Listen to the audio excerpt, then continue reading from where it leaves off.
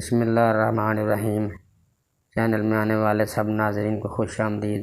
ننھی سی میری بیٹی ختیجہ مٹھی میں ایک موتی دبائے میرے پاس آئی۔ بابا، میرے کون سے ہاتھ میں موتی ہے؟ میں جان گیا تھا کہ کس ہاتھ میں ہے۔ اس کی ننھی سی مٹھی کے کونے سے وہ جھلک رہا تھا۔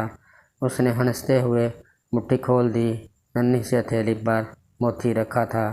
اس نے پھر اس موتی کو اسی مٹھی میں دبایا اور پوچھا کہ بابا اب بتائیں۔ میں نے پھر مٹھی بتا دی۔ وہ موتی اسی مٹھی میں تھا۔ اس نے خوشی سے ٹہکا اڑایا۔ بابا جیت گئے۔ میں نے دانستہ طور پر اگلی بار دوسری مٹھی کا کہا۔ وہ پریشان اور کنفیوز ہو گئی۔ مجھے معلوم تھا کہ موتی اس کی کون سی مٹھی میں نہیں تھا۔ میں چاہتا تھا کہ وہ جیت جائے۔ یہاں معاملہ الٹ تھا۔ وہ چاہتی تھی کہ میں جیت جاؤں۔ وہ بول پڑی، بابا دوسری مٹھی میں بتائیں نا۔ میں اسی مٹھی کے لیے باضد رہا۔ بولی، پلیز بابا دوسری مٹھی کا کہہ دینا۔ وہ نہیں چاہتی تھی کہ اس کا باپ ہار جائے۔ واقعہ ہی بیٹیاں نہیں چاہتیں کہ ان کا باپ ہار جائے۔ ختیجہ جیسی 4 سال کی بچی نہیں چاہتی تھی کہ اس کا باپ ہار جائے۔ وہ مٹھی بدلنے پر باضد ہوتی ہے۔ وہ خود ہار کر باپ کی جیت پر فخر اور خوشی سے جھومتی ہے۔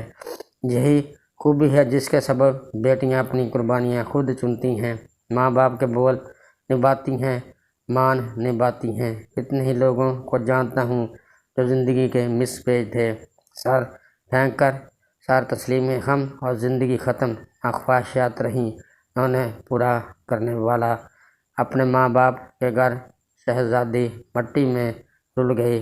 بہت سی بیٹیاں ماں باپ، دادا دادی، نانی نانا کی زبانیں دیے جانے کے سبب گونگی بن گئیں۔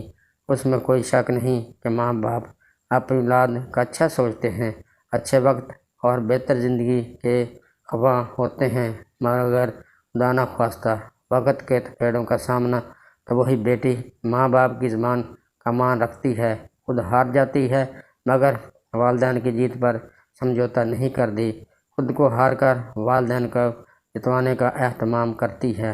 یاد رکھیے، دیگی زبانیں وعدے لارے ضرور نبھائیں، مگر کسی کی زندگی کو داؤ پر نہ لگائیں۔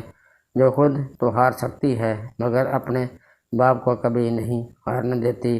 باپ کی ہار کا سوچ کر اسے بالکل بھی نہیں بتاتی کہ اس کا جیون ساتھی نہیں، محض اس کا جیون ساتھ ہی ہے۔ اس کا گھر نہیں، مکان ہے، اس کی زندگی نہیں، محض کسی کو دیگی زبان اور اس کا پاس ہے۔ زبان گونگی بن جائے تو کسی کو نہیں بتاتی کہ دکھ اور تکلیف کیا ہے۔ اپنی جگہ پر مگن بچوں کے بڑے ہونے کا انتظار کرتی ہے، وہی ہیں جو اس کو سنبھالا دیتے ہیں۔ اس کے لیے خوش قسمت ہونا شرط لازم ہے۔ السلام۔ اگلی ویڈیو میں آپ سے پھر ملاقات ہوگی۔ خدا حافظ۔